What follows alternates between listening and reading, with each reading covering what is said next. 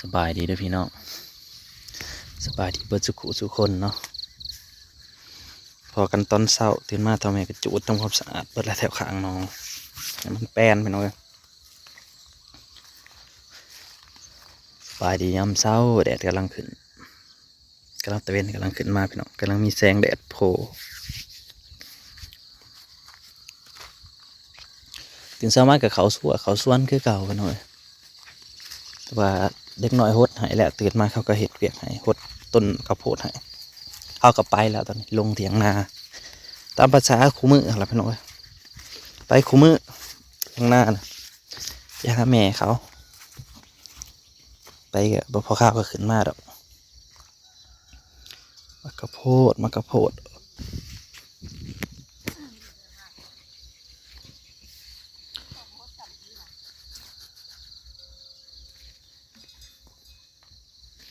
นิบมะกะโพดไปว่านนี่เป็นไงแต่ว่าเท่านิบกับมันแบบว่ามันเป็นงอกเป็นนั่นแหละก็คือสิออกอยู่ดอกยาแต่หมดแดงมากินนะฮะมะกะโพด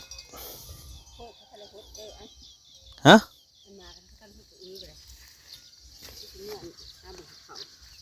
มาก็สกก็ใส่เป็นแดง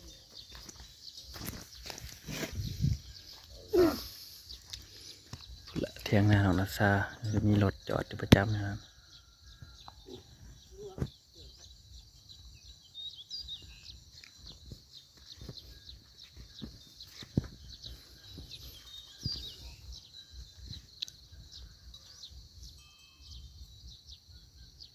โอ้เสียงไฟเปิดเพลงเด้ตุกอยู่เสียงหลังคาเฮือนขึ้นยังไฟติอยู่น้ำมงโอ้ตุ่มเนี่ยน้ำมงจักแล้ว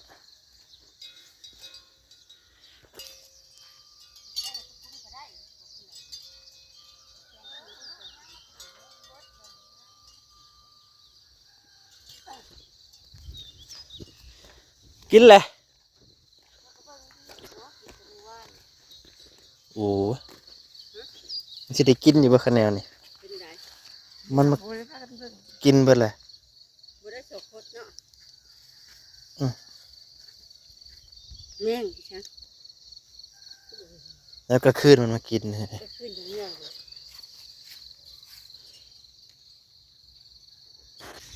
ไปเบิ่งทั่วดินก็ไม่น้อยเกิดมากาตรวจเบิ่งทั่วดินที่ปลูกไว้กับมันป้าเท่าน้ำลงมาให้นี่จนเต็มไปแล้วน้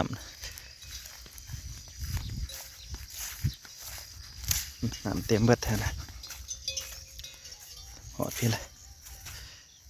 น้ำซึมลงมาเต็มหนองทั่วดินก็เริ่มเกิดขึ้นแล้วเด้อแตกขึ้นแล้วทั่วดินกันปลูกทั่วดินปลูกมันไม่น้อยทั่วดินก็เกิดแล้ว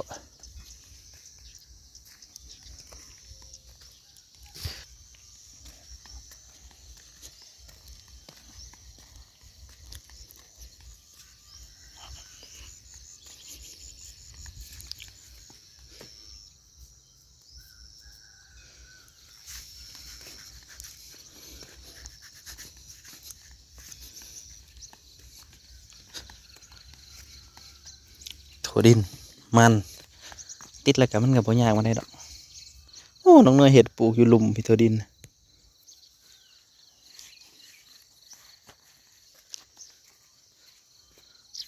เปล่งโซลาร์เซลล์ลงมันก็เปียกเบิดเลยเปียกสุ่มเบิด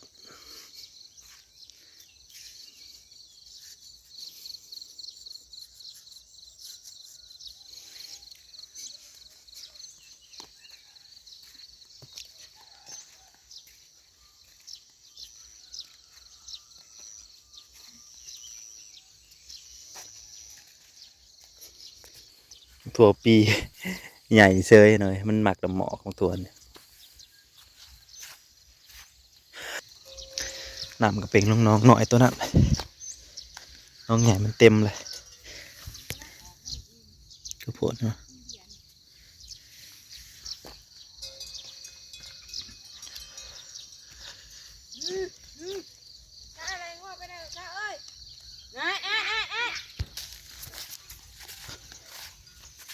ลูกยังอันนี้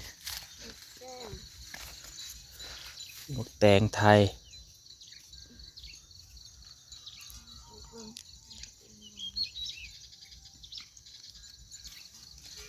คนคุ้มนี่คนคุ้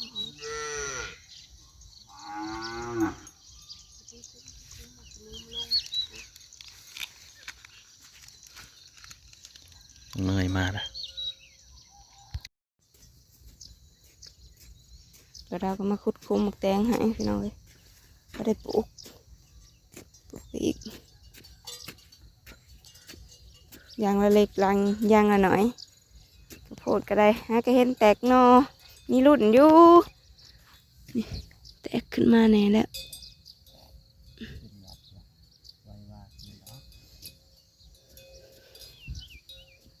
ใช่ก็ในเก่าอยู่ในใหม่มา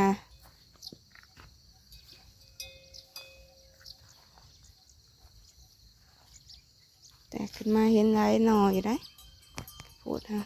มีเบี้ยเก่ามันเนาะมันก็ได้บุหลายเบี้ยเก่ามันนะเลยลงในใหม่ปลูกใหม่เห็ดใหม่เป็นเห็ดในกับโพดเสียนั่นนี่หน่อยได้เห็ดนี่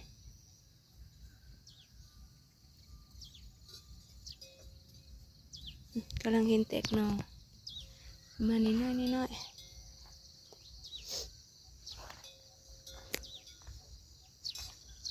ตอนนี้ถ้าออกเบิดเลยบ่ได้อยู่มันกะยามันแต่มันสิเป็นหัวสำไรโมเมนดินทรายคักๆทักสลัดเฮาก็เห็นปงใบขึ้นมาใหม่แน่มันทีโพดผักกาดอันนี้นะไปย้อนกินกับป่นบ่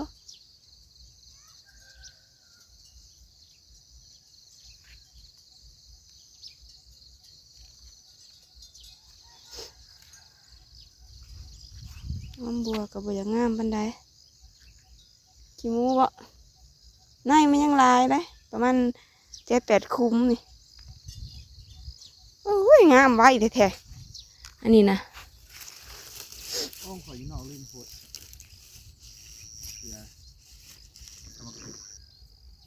เพื่อข่อยงามอยู่เลยปลูกไว้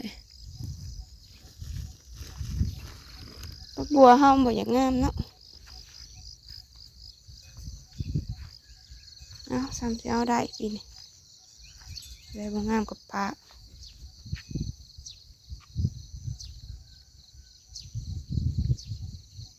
ผักสลัดนี่ติดหมดอยู่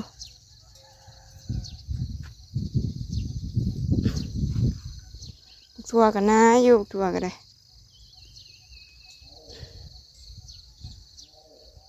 มุกพริกกระติดเบิดออกเล่นก็ได้2 เบี้ยเด้เบี้ยที่ 1กับเบี้ยที่ 2มี2 สายพันธุ์มีรุ่นน้อยแล้วก็รุ่นใหญ่ปลูกซ้ำขึ้นมาใหม่ติดเซ้ยจ้ะนี่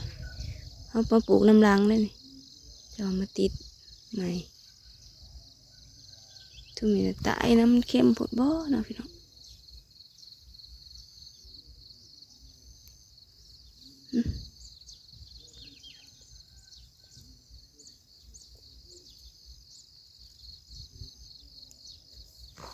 นี่ช่วงนี้ตาย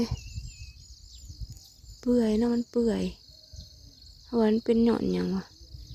นะเปื่อยหมดเลย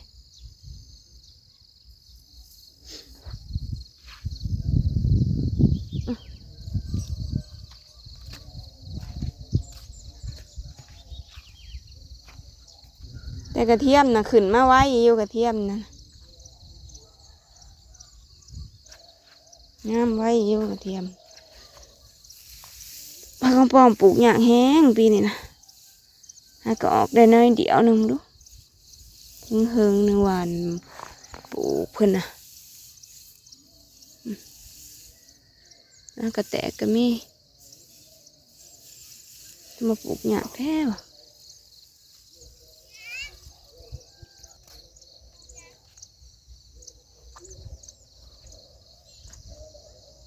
แดดออกมาแล้ว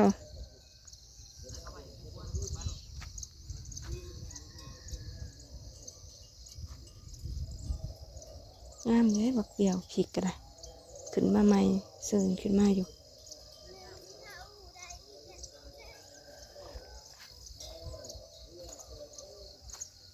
ที่ย้อนปลูกใหม่นั่นนี่อากาศนี่แซ่บบ่แหยดแห้งอะเด้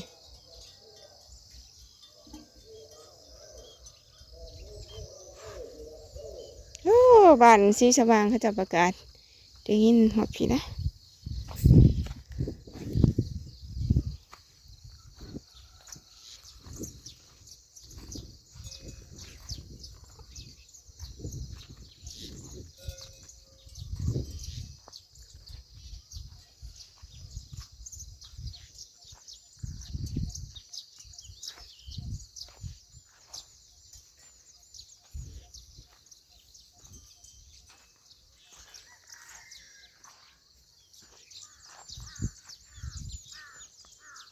บ่ได้ปลูกอีกห้องหนึ่งเนาะมันแก้วหั่นเอาละ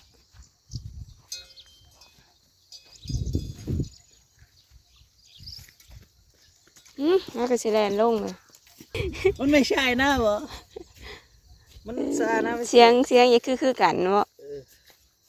มันบ่แม่นเฮาบ่ แม่ยังอีกแล้วแม่เนี่ยเขามาตอบ กำลังสิหายบ่ ทราบเขาบอกไปอ้าว ไผเลย3-4 คนผมมีแต่ไม่ยิ่งบ่ย่างก่อน ในหน้าเขาถามแม่เขา อืมเขาสิลงลุ่มบัดนี้ง่ายสถานที่บุกด้วยเลยถ้าเป็น กูเนี่ยนะ เปิดปลูกด้วยเนย เดี๋ยว คุ้มละ4ใน ให้เองอ่ะ นี่ตัวในช่องนี่ลองมึงดูไปน้ำกับน้องเนยปลูก ได้จะผูกไม่ เทออกมาก่อนในมาคุ้มละ4เสียบลงนั่นนี่เด้อ สีไม่บะ เออโอ้โหกบพะไงทนไปจ้านี่ก็ลงไปพะงูเห่าเพิ่นว่า งานเลย น่าเลยเอาไปเลยจากในเสียบลงเลย เสีย เสียบลงเลย สีไม่บะ อืม ลายเย็นมันบะ กดลงไปนี่อืม แดง เป็นหมากเด้อสิขี้เมฆลายอยู่บ่ ด้วยมา ที่นี่กูมีเจ็บนี้โอ้ย ถ้าได้สามในอยู่นะ ที่ไม่กูมีแจ็คก็ ทีอ่ะเนี่ยอย่ามันปลูกเลยน้ำฮดมาให้น้องเนยปลูก อย่าโลภนะ ลงเลิกๆเนี่ย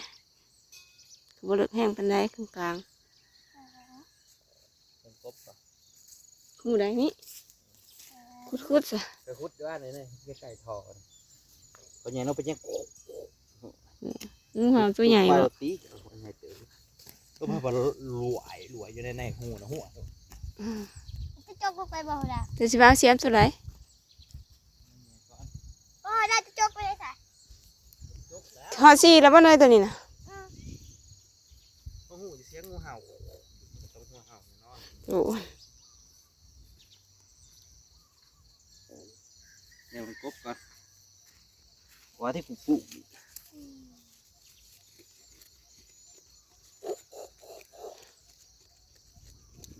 อืม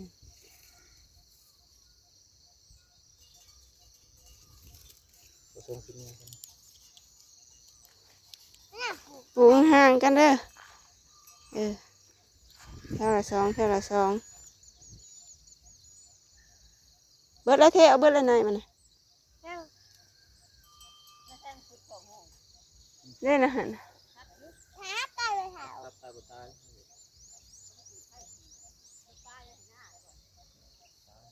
ที่สองนั่งเลย สุดแล้วบ่ผู้ยังคุมถูก นี่ พูดไปเอามาใหม่เบิ่งเสียวให้ไป ถ้าผูกแบบแจ้งก็ไม่ได้เพราะสิเป็ดเท่ากันนะไม่อยากกินอะไร ปลูกพับไปอีกละ2เพื่อยังกิน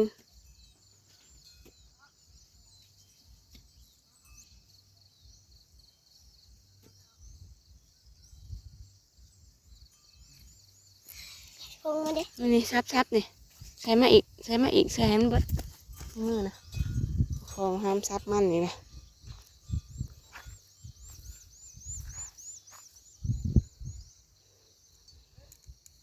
มันเก็บไปน้ นี่เป็นตะเคียน ำข้าวไว้ให้ไหนไว้